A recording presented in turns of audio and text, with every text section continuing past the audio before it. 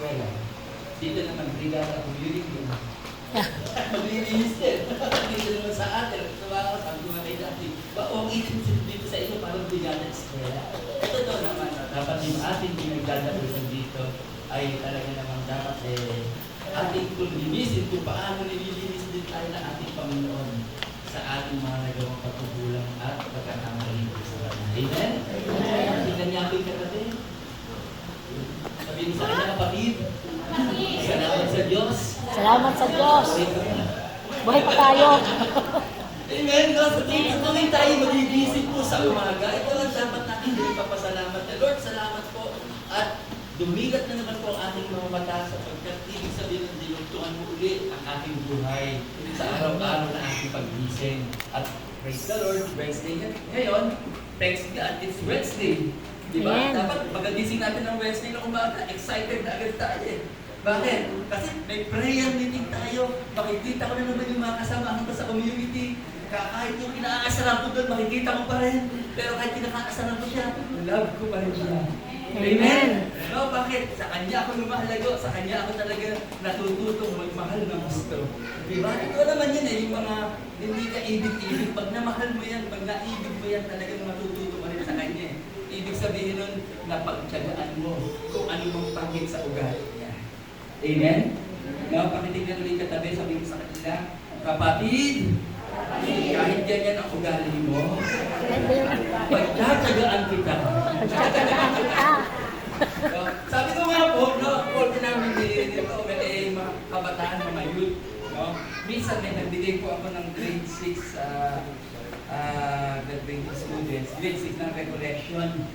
No, moving up na, moving up po na yun, no? Alam nyo, weekly activity ako pinagawa sa kanila. Clay molding, sabi ko, kayo, lahat kayo, pinagmadala ko ng clay siguro sa pictures ninyo, no? At yung clay na yan, no, kailangan mag-create tayo ng isang bagay na nagsisimbolize ng God's love sa kanila. Eh, syempre, pinag-iwahiwalay ko sila eh.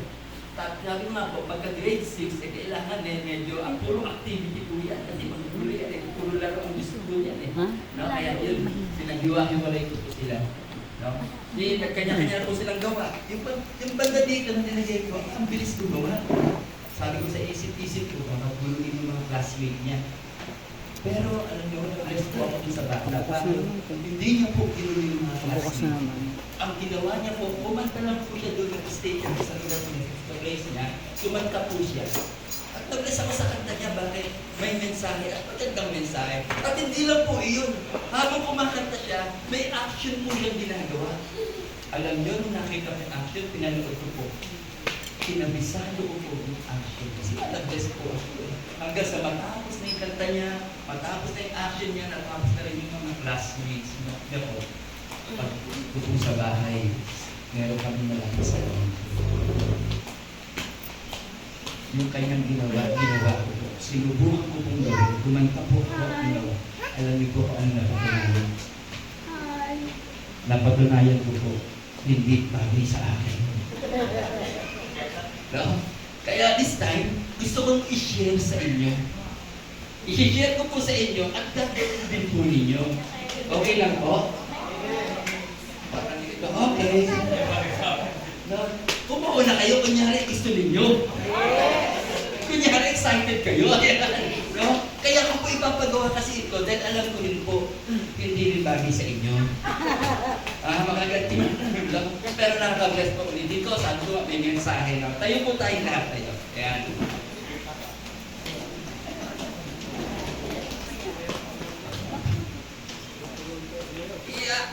Ituturo ko po sa inyo yung action muna. Mamaya, sabay-sabay po tayo aawin. Ang sikreto nito, para magawa po natin ng mas maganda, isang matinding concentration. Concentrate. Paano po ba kayo mag-concentrate? Parang Dragon Ball. Ayan, no? Yung dalawang kamay na sa pagkabilang gilid. Sundan niyo po ako, pero pag uwi ko malayo-layo ako, sundan ha? Bulakan pa ako. Ayan, no? Po, yan. Ayan.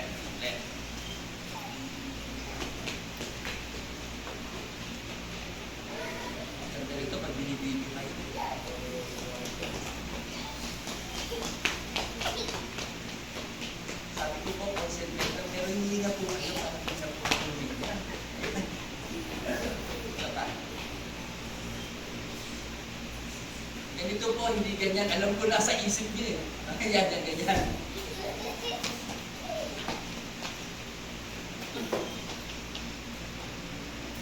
Hindi spaghetti.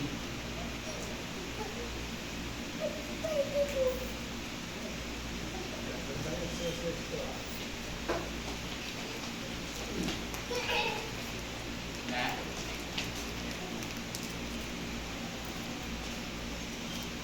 Kanang kamay. Nga. Hindi pa tapos. Hindi po buntis. Oo, okay. So, ganun lang. Kamusado niyo po? Hindi? Eh, una tayo. Okay, let. Okay. No? This time with some concentrate. Dalawang kamay. Ako ay may loob. Lumipat sa langit. Di ko na nakita. Ano nangyari? Pumutok na pala. Sayang ang pera ko. Pambili ng lobo. Kanta kayo, kunyari, di nyo alam eh. Sa pagkain sana, nabusog pa ako. Mas mabilis!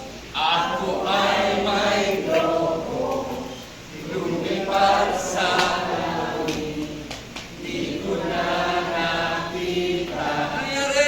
Pumutok na pala, sayang ang pera ko. Pambili ng lobo, sa pagkain sana, nabusog pa ako. Very good, children.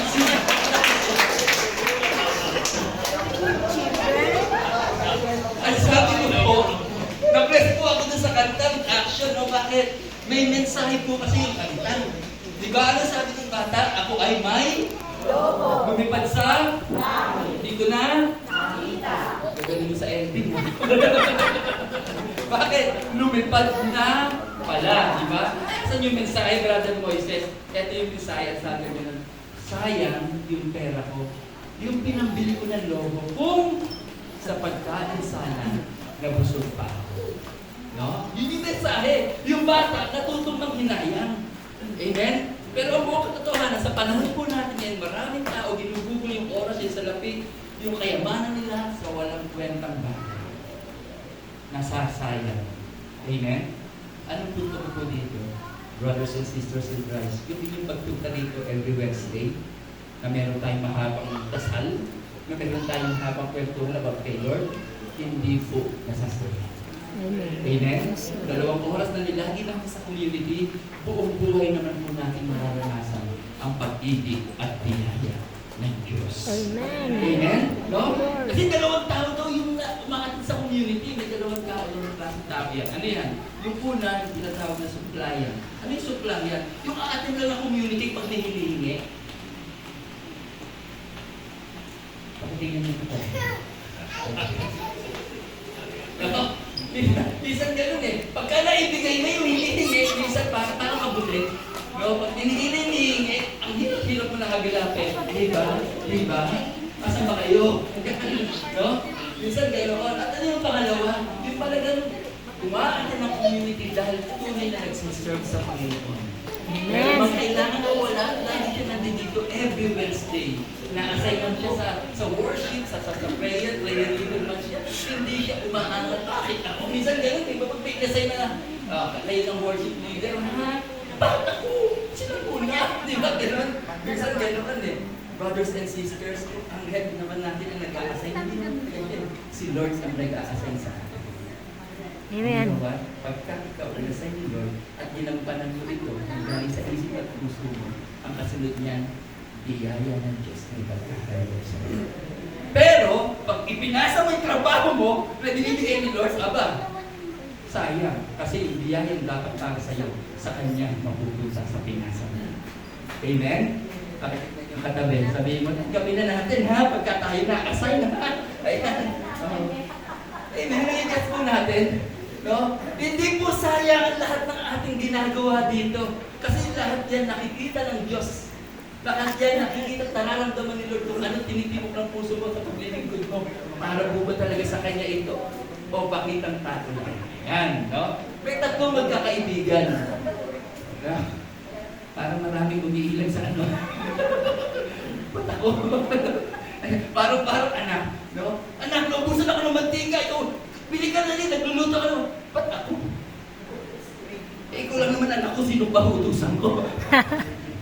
Tapos minsan, pili ka naman, wait lang nga, naubusan na ng mantika. No? Ganyan yung mga kabataan niya, yan, ano? Di ba? Medyo mahirap talaga, katulad ng tayo yung mga ako, Diyos ko, takot na takot tayo sa magulang natin, di ba? Isang sit-sit lang, uwi na tayo sa bahay, tama? Ngayon, Diyos ko, ang mga nanay, ang mga magulang, patin nalitid kakatawag sa bata, hindi pa umuwi ng bahay. Umuwi na ng bahay, pag uwi ng bahay, Nay, ano ulam? Tama? Kapag kakain na. No? Kaya ngayon, dapat talaga namang kahit every community po tayo, sana may programa po tayo para sa mga kabataan.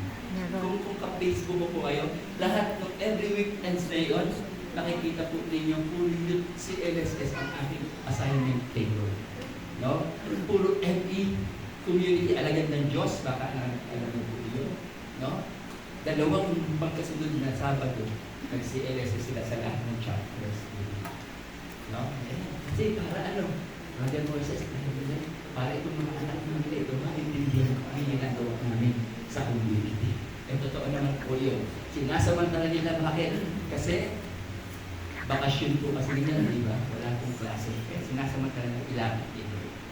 Ayan, syempre, pagka mga estudyante at mga kabataan yung kausap ko, talaga naman ganado excited ko. Pagka mga ganito. Ganun din naman, excited din ako. Mga cute naman yung nandito. Ano ba yun? Sinasabi ko, tatlo magkakaibigan, si John, si Peter, at saka si James. No? Magkaka-eskwela sila mula elementary hanggang nag-high school. Doon sila sa probinsya nakatira. Nung magkakahanis na sila, alam nyo, lumuwas sila ng Maynila. Silang tatlong magkakaibigan at tumira sa isang bahay na kahit iba-iba yung kanilang eskwelahan. Hanggang po sila'y nakatapos at nagkaroon na rin ng trabaho. Nandito rin sa Maynila kanilang trabaho, pero isa pa rin yung kanilang tinutuluyan. Alam niyo yung time na yun, hindi pa puso cellphone. Kaya doon kay John, may nagpadala ng telegrama. Alam niyo yung telegrama? PTNP pa yata yun na. Yung telegrama, yan po talaga, yan ang original na text eh. Di ba sa text sinushort ka? Yung telegrama po galing yan eh. Pagbukas ng ganun, uwi, bahay, importante. Ganoon, no? Kaya nabasa niya yun, importante daw, kailangan umuwi sa bahay, kaya naggayak siya, naggayak. Naging paki po siya, tapos dumating po si Peter at si James, no? At sabi, bakit naging paki ka? Eh, may dumating ng telegrama, importante daw. Baka kung ano na nangyayari doon sa bahay, kailangan ko umuwi. Ganun ba? O sige, ihahatid ka na namin doon sa istasyon ng tren. Tren. Ayan. Wala pa MRT. Ihahatid ka namin. Sige, sabay-sabay sila. Magdating po nila sa istasyon ng tren, ako naman, yung tren, tama na, kaalis na. Tinanong naman nila yung nanda. Sabi ang ganyan, wala na po bang tren na darating papunta po din sila ng probinsya. Ay, meron pang isa, abangan ninyo, kaya lang mga isang oras pa siguro, no? Isang oras pa yung pagitan bago dumating. Matagal-tagal pa kayo makita, yung mga kainin naman ba? Mag-stay muna kayo doon. Kaya yung tatlo magkakaibigan, pagkasunduan, sige, hinihintay natin yung friend. Kain muna tayo doon, kwentuhan. Kwentuhan sila, kain. Kwentuhan. Hanggang sa napaganda yung kanilang kwentuhan. No? Hindi nila nagtanan na yung friend, dumating na pala. Nung humingi na, sabi niya, yung friend nandun na. Kaya ang ginawa nila, tumakbo po sila, unti-unti nang tumaan na yung friend. Talagang hinabol po ng tatlong magkakaibigan. No? Kapag bilis na yung takbo, binilisan ng isa, nakasampa, umakyat, ganun nakasampa. Yung pangalawa naman po, no, tinakbo niya mabilis, nahawakan niya ng isa, nakasampa. Pero yung pangatlo po, yung kaibigan, hindi niya na naabot. Hindi po nakasakay. Kaya gulo-gulo po siya, bumalik po sa terminal. Sabi niya ng mga balikat, Iho, kawawa ka naman, hindi ka nakasakay ng tren. Ang sabi niya ng Binata, sabi niya gano'n. Hindi po, Lolo. Sila po ang kawawa. Bakit sila ang kawawa? Eh, sila ang nakasakay. Ikaw, hindi ka nakasakay, tapos sila pa ang kawawa. Kasi po, Lolo, yung dalawang nakasakay, maghahatid lang po sa akin. Ako po talaga ang uuwi. Ako yung hindi nakasampa, sila po ang uuwi. Ang sabi po sa Biblia, di ba? May naunang mahuhuli. At meron nahuli, mahuhuna. No? Ano ba yung isa ni Lord dito? Yung pagkakaintindi mo kung bakit ka tinawag ni Lord para maglingkod sa Kanya. Amen? Biski siya, ikaw 3 taon ka na sa community, parang banding-banding, pero yung tinawag na unang taon pa lang talagang paglilingkod talaga yung nasa isip. Amen? Bakit? No? Kasi nasa puso at nasa isip niya yung paglilingkod sa Panginoon. Amen? Pakitingnan niya yung katabi, sabihin mo, ano ka ba? Ulit o una?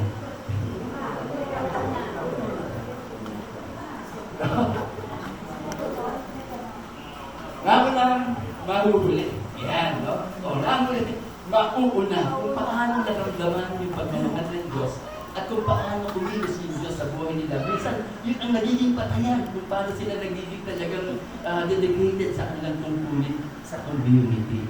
Pero ang kabuuan ng lahat ng ito, tunay na naramdaman nila ang pag-ibig ng Diyos. Amen. Amen? Kaya nga naman, ang lingkod, pag naramdaman ng pag-ibig ng Diyos, siya naman ang nagbabahagi nito sa kapwa niya. Kung maaalala po ninyo, di ba may CLSS po tayo tinatawag, Catholic Tech in the Spirit Seminar, may follow-up seminar po yan eh.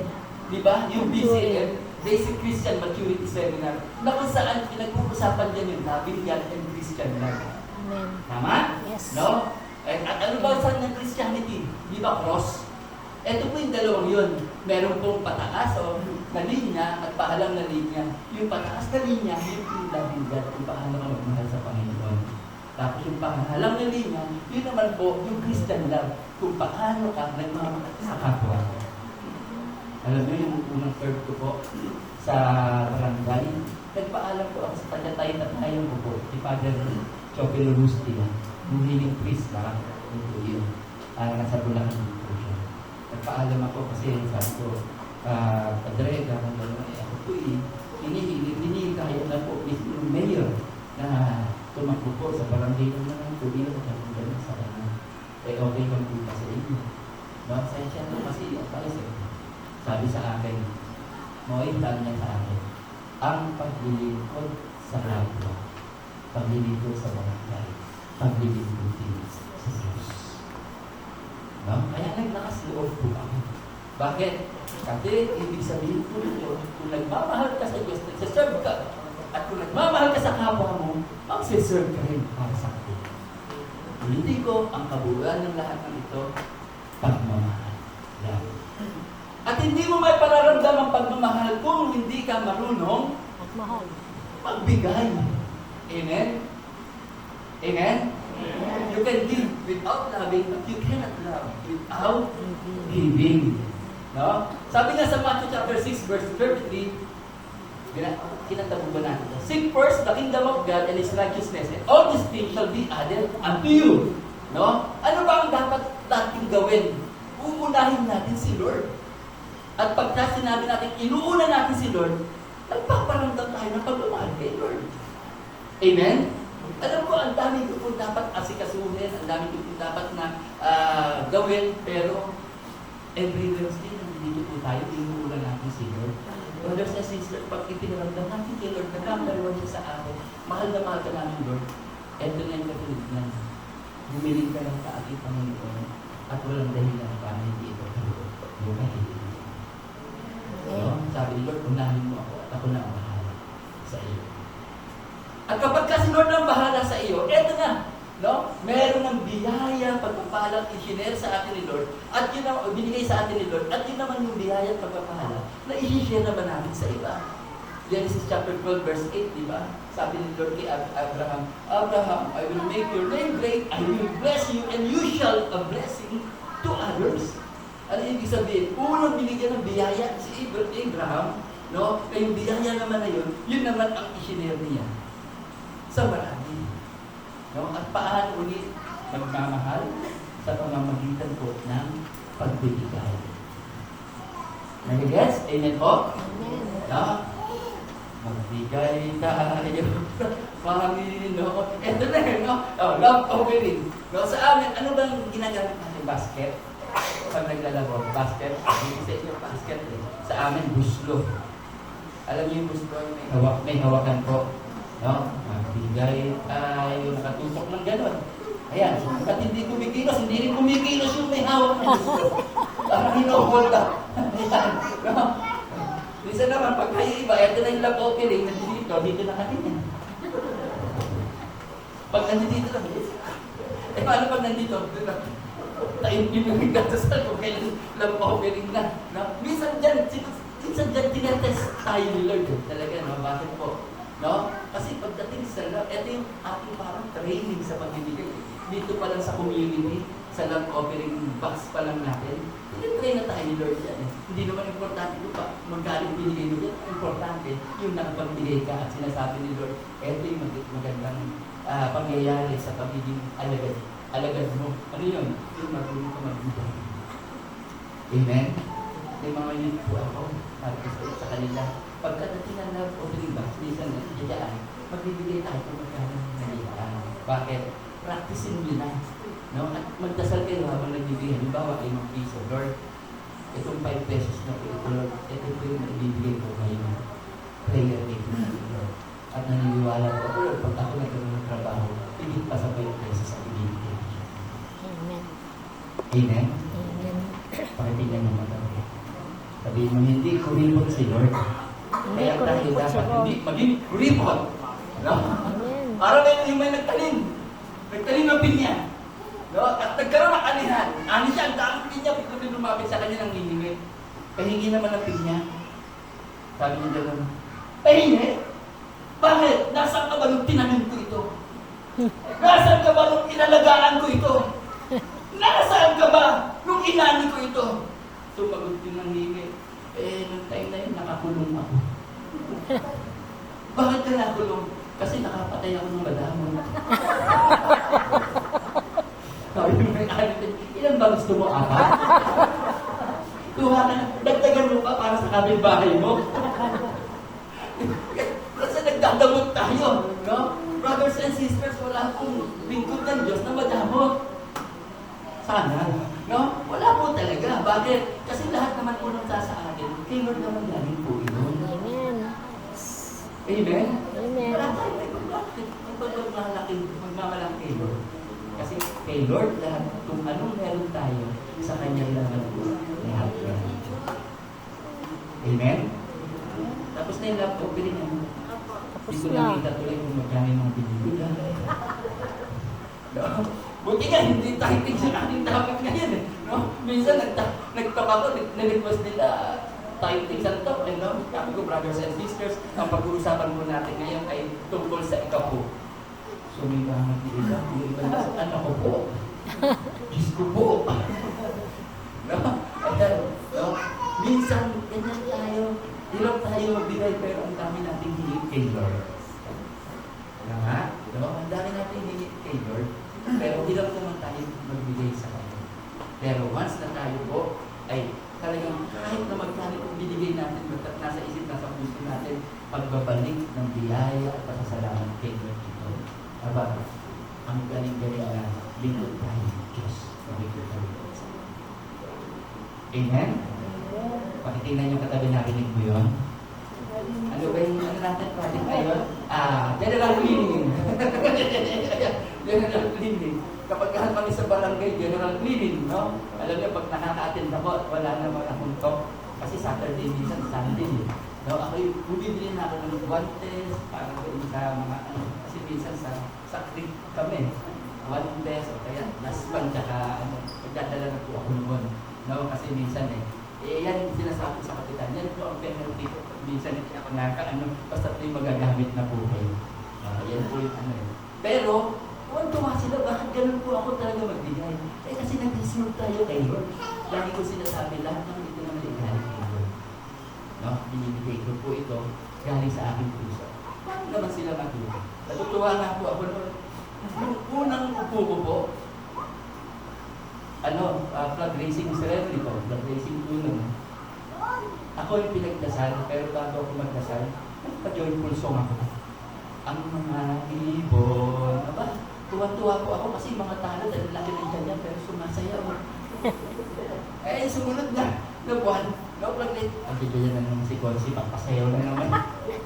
Ang dinadasan nila, yung hindi na ako aatin. No? Pero nakakatuwa, bakit po? Isa-isa na sila natututong magdasal. Hindi naman natin ako. Pagkasayin tayo ng darsal mula sa lupon, mula sa ating bayuan, natututong silang magdasal. Bakit?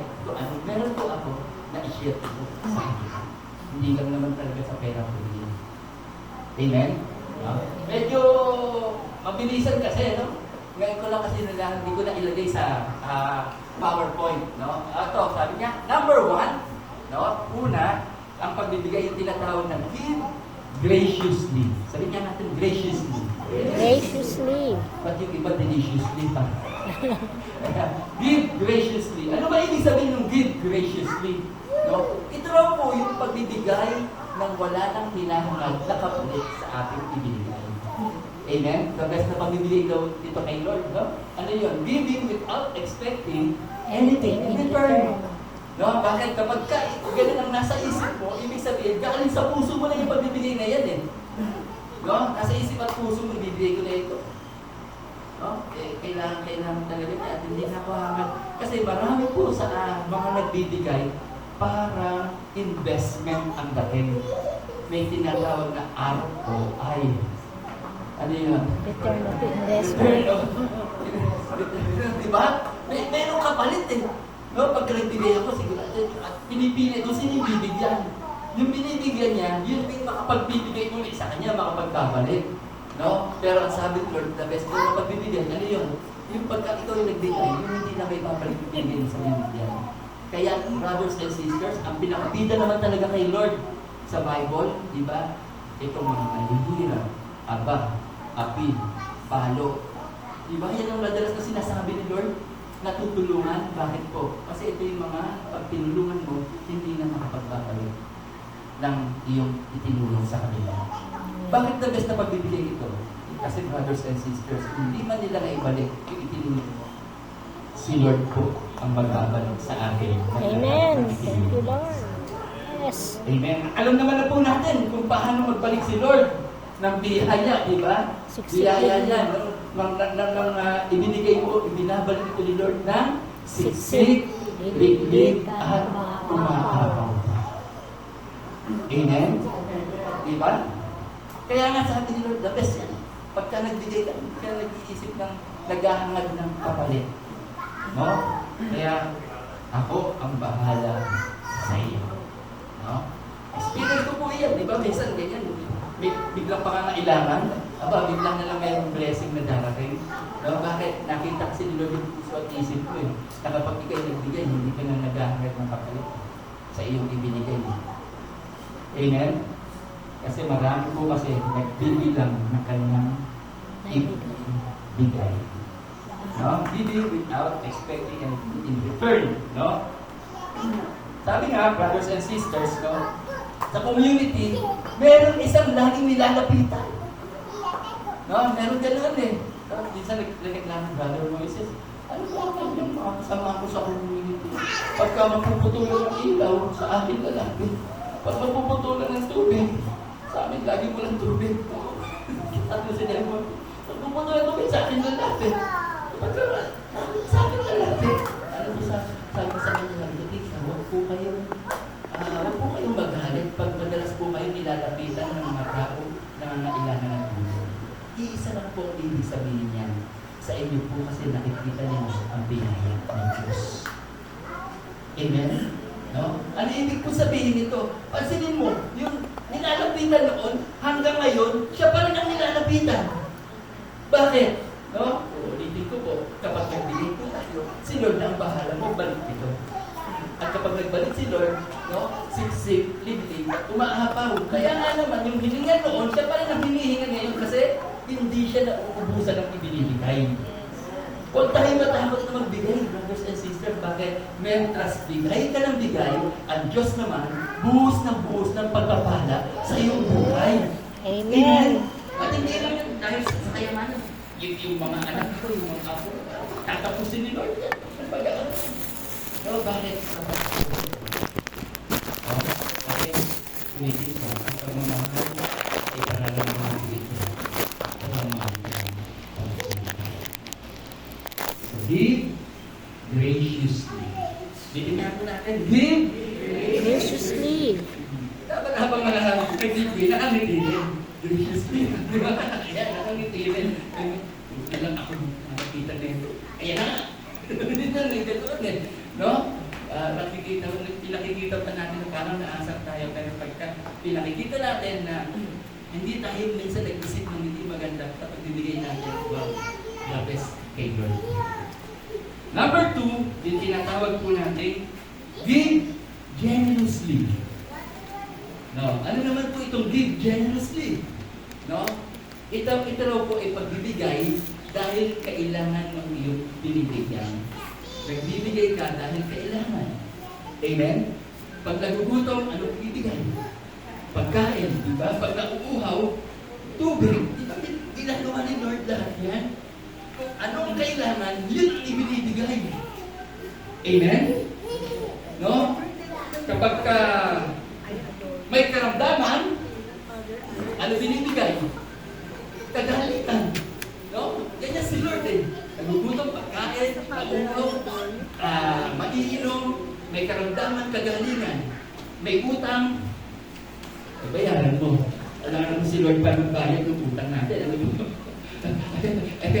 No? Pero hindi ko, lahat ng biyaya naman, galing kay Lord yan. Amen?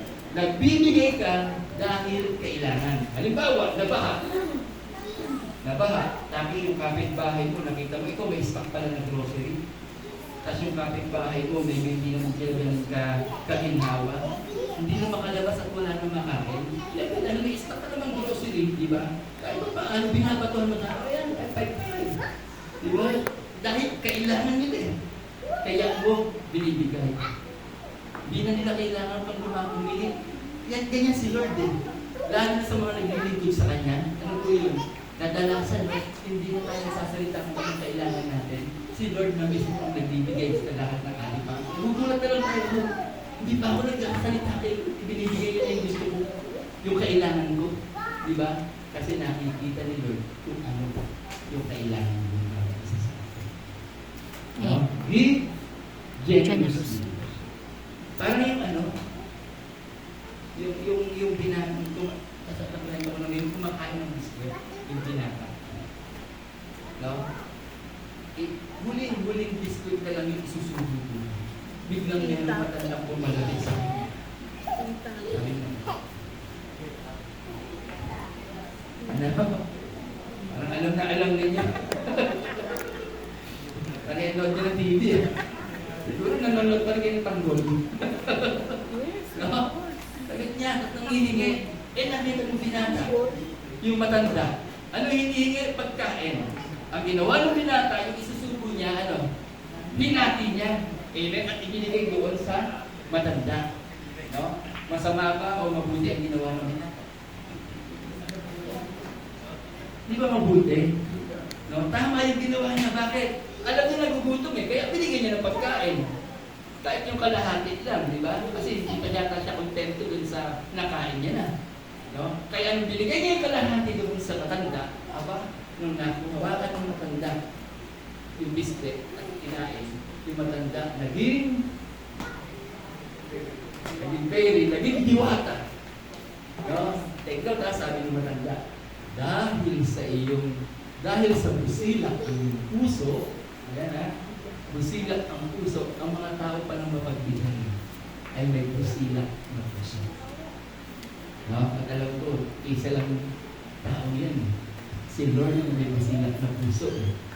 Ibig sabihin, pag tayo ay nagpapagbigay, nagre-reflect po sa atin.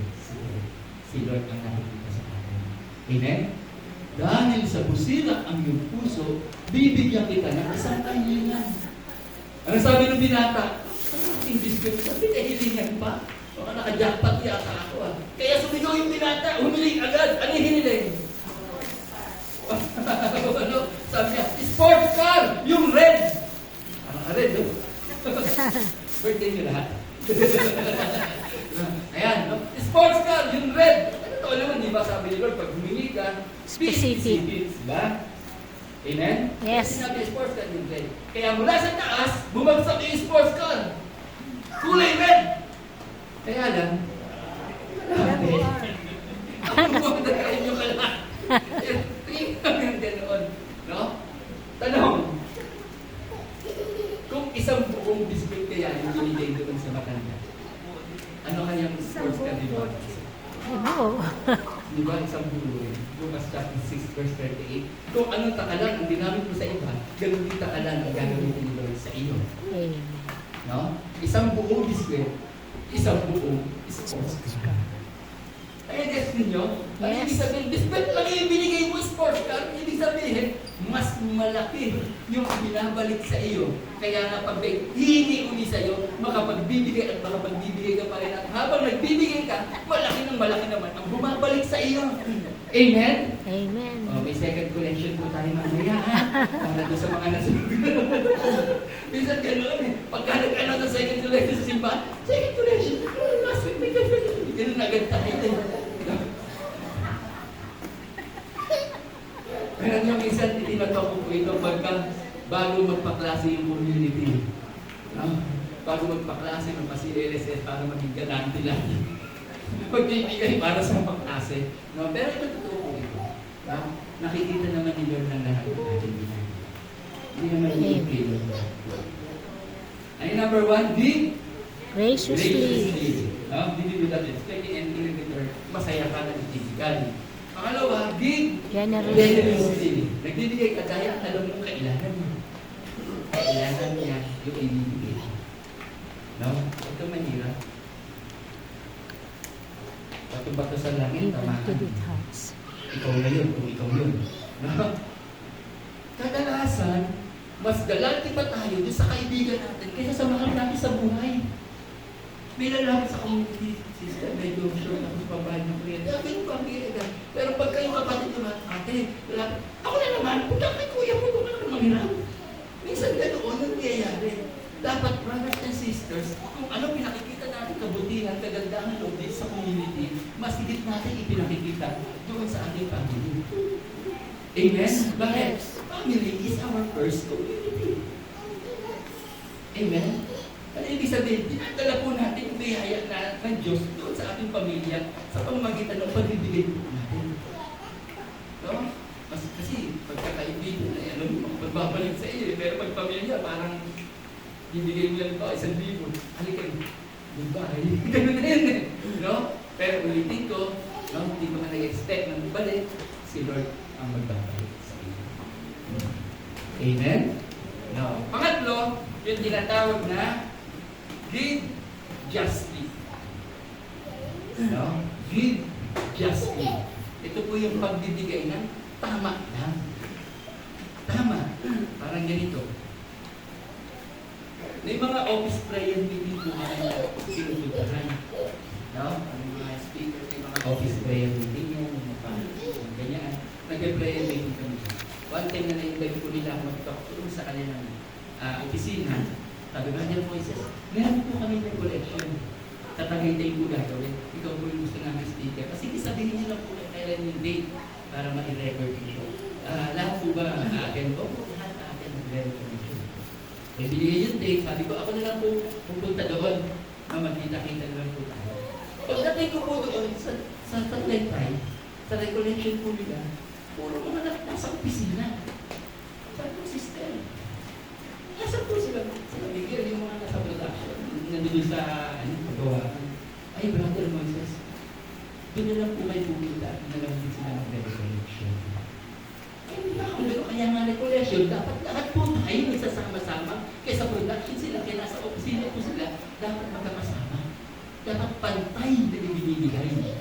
Tama na ibinibigay. Amen? Tayo, bakit nasa opisina tayo, tagay-tay? Eh sila na nga, kainit na nga sa factory. Di ba? Kaya na muna nasa nila na pantay ang biyaya ng Diyos para sa kanila. Nagigets po natin?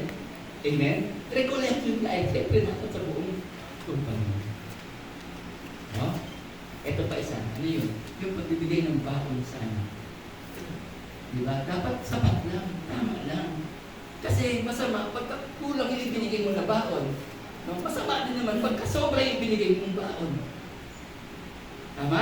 Bakit po? Pagka sobra, kung saan-saan niya gagastusin, natututo pa sila ng ano nung pagkalakuha siya. Amen? No? At kung may biglaan namang may biglaan namang pangangailangan, uso na nga Gcash kayo eh. Kung may biglaan pangangailangan, hindi ko nga alam kung yung Gcash na yun nakatulong pa o hindi. Kasi kahit saan ako magpunta. Kasi bibili po kami gamot ng anak ko. Kahit nasa probinsya ako talaga. O sige po, papadala po ako ng no? Kaya lang, 2 taon na lang naman patigis. Ayun, no? Ang sabi sa hindi 2 years na kami yung term po namin ngayon. Last term ko na. Praise the Lord. Yung tuwa yung mga kasama ko sa kanan. Wala na silang kaagaw. No? So, ibig sabihin, pag binigay natin, yun sapat, yun tama, yun talagang pangangailangan. No? Give justly. Huwag namang kukulang, huwag naman din sosobra. Amen? And lastly, ito, yung tinatawag na give secretly. Yan. Gusto pa ba ngayon yung tinatawag na anonymous giver? Meron pa ba ngayon na? No? Alam niyo, nung 1991 ako nag-CLSS. 1991. Nag-CLSS ako. Tapos naging aktibo po ako agad sa church. No? Nasa ministry po ako. Tapos, idilid na ako ng prayer leader na ako. Ako yung madalas na uutusan pag kami may pagawahan sa simbahan. Maglinis ng mga sulisit ng ganoon sa mga kabiyet. No? Nagpupunta po ako doon at pisobre para po sa pagawaan ko natin. Alam niyo, meron po nagsasabi ko, sino po ilalagay dito? Brother, huwag mo na lagyan ng pangalan. Lagyan mo na ng anonymous. No? Ikaw na lang ako at saka si Lord ang nakakaalam. Amen? No? Bakit? Kasi pag nagbibigay tayo ng lihim, tignan niyo, maraming tao nagugulat na ng pagka, uy, ang pagawa agad yung bahay niya. Uy, bisa sa akin, bakit? Pag nagbibigay tayo ng lihim, lihim ko namang ibinibigay ni Lord yung blessing. At nagugulat na lang yung marami, nagiging patotoo po tayo tuloy na buhay ang Diyos sa atin. Amen? Marami kasi pag nagbigay, pinangangalandahan pa. Tama? Nagpagawa ng greeting shed. Lalagay yung pangalan, donated by Congressman Moises Bacoyes. Congressman ako ngayon. No? Dahil nagtatanong, pagdadating ako sa community, brother, tatakbo nga ba ba? Ayoko na po eh, Mr. Kapitan, ayoko po. Ayoko po ba? Kung tatakbuman po ako, governor po, palitan ko si Daniel Belrando. Ang hirap kasi pagkakapitan na, di ba? Medyo makukompromiso yung pagiging servant mo sa church. Diba? May mga gano'n. No? Pero mo, magpapalawa, tapos nangyayin pangalan. Tama? No? Sa mga simbahan, uupo ka dyan. Makikita mo, De La Cruz family. Sa upuan, Cortez pa. Saan ba ako uupo dito? May may-ari na pala ng silya dito. Donated by. Meron pa ko yung family diyan. Di ba? Ngayon, nagigets ko natin at ang sabi ni Lord, pag ikaw ay magbigay, huwag mo na ipangalandahan ang iyong pagbiligay. Pagka ipinangalandahan dito, natanggap mo na yung reward para sa iyong ibigay. Amen? Kaya pala yung mga lihim na nagbibigay, yun talaga namang gantimpala ni Lord sa kanila. Lihim din. At magugulat ulit ito. Magugulat na lang ang marami. Wow! Ang daming blessing ni Sister. Ang daming blessing ni Sister. Bakit? Lihim din po kasi. Amen? This is an opening class, di ba? Minsan, gano'n pa nga kami. Ayaw pakita. Pag-uwit eh. Ayaw pakita talaga, minsan gano'n tayo. Pero, practice po natin. Kasi, tinitignan naman talaga ni Lord, hindi yung talaga yung ating binigay, kundi yung isip at puso natin sa pag-ibig. Amen? No? Kasi dito po natin naman ang pagmamahal sa pamamagitan ng pagdibig. Amen? Amen. No? Meron pong mga ama. Di ba tama ko ito dito? Sabi yung anak niya takbo-takbo niya. Ayun, no? Sunod mo. Di ba tama? Yung tatay, ang kanyang hanap buhay, no? Hindi, wala sila malayo ang tirahan nila doon sa kabiyasan. Natin yung kabundukan po sila. Yung tatay, ang kanyang hanap buhay ay gumagawa siya ng lahat ng pwedeng magawa sa kahoy, furniture, mga ganyan, upuan, lamesa. At yung bata na anak niya, araw-araw sinasama niya doon sa shop niya. Sa shop. No? Kaya yung bata, matututo ng mga paggawa ng tatay niya. Alam niyo, nakaisip yung batang gumawa nung pangkang yagit sa kahoy. No? Nagbuti-buti siya, ganyan, ginawa niya. No? Hindi man perfecto ito, pero nagawa niya. Talaga konting bangka. Kasi pinakita niya sa tatay niya, tay, tignan mo, nakagawa ko ako ng bangka ko. Ano, ganito, parang gano'n. Oo nga, no, tuwa rin yung tatay. Gusto mo testingin natin? Parang gano'n. Tara, punta tayo doon sa ilog. Kaya yung bangka na hawak ng bata, no, inilabag niya doon sa ilog. Sabi niya gano'n, tay, hindi yata umahanda. Sabi ng tatay, alam mo, para umandar yan, kailangan natin ng hangin. Ang hangin. Paano po ka tumawag ng hangin? Sipon. Ang tawag pala ng hangin yun, alam pag sexy lang dumadaan. Ayan. No? Iba naman yan. No? Kasi, simple sila, people sila ng dalawa. Hanggang sa nagkaroon nila ng hangin. Ano mo, magkaroon ng hangin, umandar na. Sabi niya, tayo, umandar na po yung bangka. Umandar na, umandar. No? Medyo napalayo, doon medyo malakas na yung ano. Sabi niya, tayo, ang layo na ng bangka ko. Baka hindi na natin makuha. Palayo na palayo. Palayo na. Ay, ang layo na. Pupuntahan ng bata, inahat mo. Sabi niya, kaya, igagawa na lang kita ng mga. Hindi, bangka ko po yun. Ako gumawa yun eh. Kukunin ko. Alam nyo, inawat siya ng bata. Hanggang sa hindi niya makakita. Kalungkot yung bata. Nagtampo siya sa tatay niya, hindi siya hinagipon. Ramdam naman ang tatay niya na pagpapalala ko. Kaya isang linggo nakaraan, niyaya niya yung anak ko. Sabi na, tara, punta tayo sa bayan, share tayo. No, para maalim yung bata, para magkasundo na sila. Tumahig naman yung bata. Nakasyal sila sa bayan. Pagpunta nila sa bayan, may dadaanan silang isang tindahan. At doon sa isang tindahan na yun, kung ano-ano, sa isang kaparate, nakita po niya, may isang bangkang yari sa kahoy. Nilapitan niya at sa kanya, bangka ko yun ah! Yung ganoon. Nilapitan niya yung nagkakipin na doon. Akin na yan, bangka ko yan. Bangka mo ba yan? Sabi yung ganoon may-ari. Opo, ako gumawa niyan eh. Paano napunta dito yan? Akin na yan, akin yan. Sabi ng may-ari, gusto mo bang mabalik yung bangka mo sa iyo? Opo, akin yan eh. Ay, hindi. Hindi ko bibigay yan. Kung gusto mo mabalik sa iyo, magkano po? Biling mo, 200 pesos. Wala naman po akong pera 200 pesos eh. Paano mo ba kung i-say mo? Malungkot yung bata. Kaya sa akin. Mga sa niya, tay, pinababayaran sa akin yung 200. Ito, meron mo dito. Ako ang maghahagilot ng pera. Maghanap buhay po ako, tutulong ako sa iyo, pero bayaran niyo po ako ha. Tutulungan ko po kayo. No? Talagang tumulong yung bata, binibigay siya ng tatay niya hanggang sa makaipon ng 200 pesos. Nung nakaipon ng 200 pesos, niyaya niya ng tatay, tay, tara, punta na tayo sa bayan. Kukunin ko na yung bangka ko. No? Pagpunta nila sa bayan, punta agad siya sa tindahan. Sabi niya, ito na po 200 pesos, akin na yung bangka ko. Yan, ganyan very good. O, ito na. Sa'yo na ito. Alam mo, mahawak-hawak na yung bangka. Lalakad siya palabas, no? Iyayakap mo na sa bangka. Alam mo naman, ginawa kita. Pero ngayon, inubos na. Tayo, ginawa nila. Napalayo tayo sa kanya. Pero ayaw nila na manapili tayong balaan. Kaya, ginawa ulit tayo sa kanya. Amen. Amen.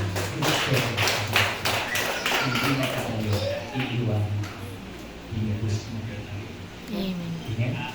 Amen.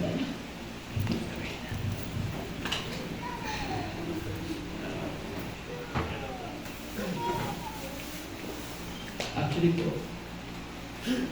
may schedule po ako ngayon sa Venezuela. Kaya lang, nagpapalit po ako. Kasi po bukas, magpapacheck up po ulit. Magpacheck up po ako last week kasi nananakit po yung aking sarili. May ibinigay po sa akin yung doktora yung doktor na inumin mo ito. Pagka hindi nawala yung sakit, bukas ulit, Thursday kasi yun babalik ulit po ako bukas para ano tawag doon, ultrasound. Sabi ko nga kay doktora, ano ba palagay niyo sa akin, buntis ako? Hindi, kailangan yan ba na i-ultrasound. Kasi ganito lang, dalawa lang yan. No? Kung hindi muscle pain niya, baka mga kidneys ko. No? Kaya hindi po sana ako talagang nagtotokto niya. Kasi nga, pero dahil nagkaroon ng emergency rin po, kaya nandito po ako ngayon para mabuo ang ating training. Kaya tinatayo ko po kayo ngayon. Ako naman ang hihiling po sa inyo. Instead ako, pre-pray po para sa inyo. Pwede bang ipag-pray po yun? Amen. Para bukas kung sakali ano man, obey Lord. Kaya kayo sabi ko nga, gusto ko naman pa yung aking buhay kasi nasarap mag-serve po dito. Nasarap mag-serve po dito. Katapos naman ngayon, yung bunso ko po isa sa Friday na graduate na po siya. Kaya nga yun ang aking umigit. Congrats. Kahit kailan ako, pwede na akong umigit kahit saan. Wala na akong tatanggihan. Kasi nga, tinatanong ko niyan eh. May nagtanong sa akin, Brother Moises, hindi ka ba nalulungkot? Laging wala ka sa pamilya mo. Laging hindi mo sinakasama. Dahil nag-outfits ka o sa kataan. Kung hindi po ako nalulungkot. Mas nalulungkot po ako pagka meron po akong talk na nag-invite sa akin at hindi ko napupuntahan. Kaya po ngayon, parang sa ko, wala na. Tapos kahit saan, pupunta po. So, sa pagkakataon po dito, hiling po ako sa inyo ng panalangin, sana may nakakakit, prayer, galing po sa inyo. Alam kong